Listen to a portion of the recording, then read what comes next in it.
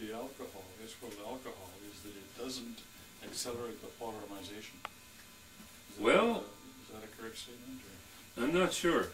I'm not a chemist.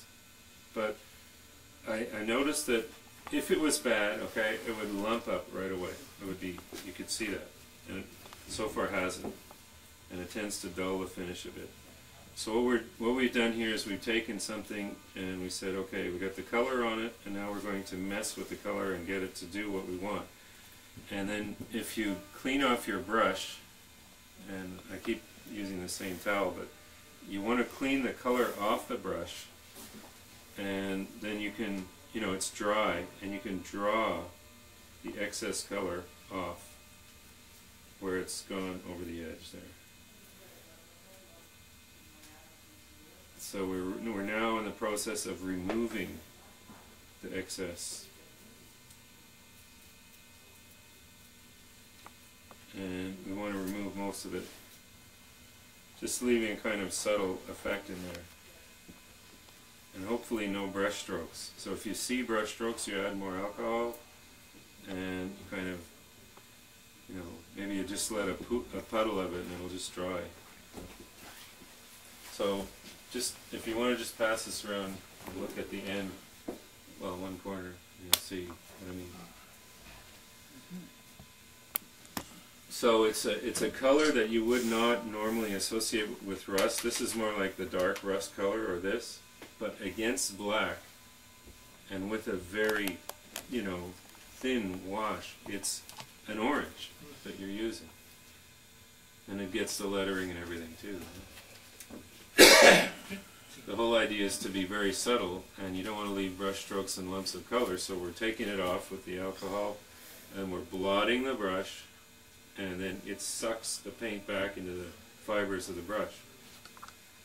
It seems like a lot of trouble to go to avoid like using an airbrush, right? I mean, it's just...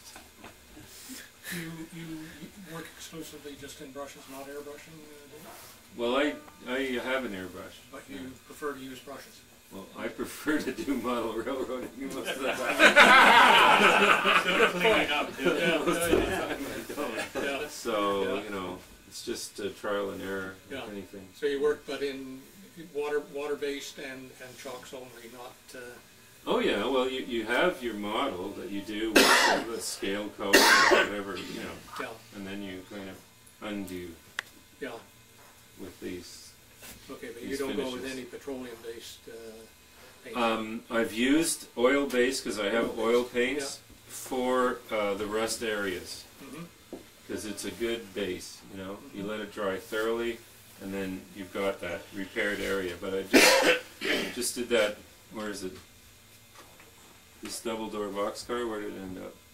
Aha! I've lost one. Okay. Anyways, that one was done with acrylics, so it proved that it could be done. And now you notice the isopropyl alcohol has also caused it to go white, because we were using quite a bit of it.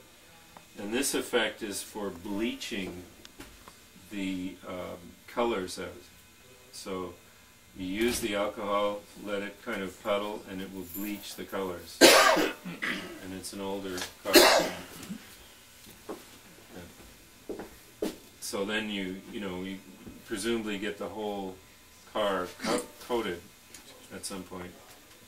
And what we're trying to do is we're just generally trying to stay away from the dull coat, unless you do it after, let's say, after the isopropyl alcohol and the colors, okay, and the acrylic paints and the water-based paints, and before the chalks, right?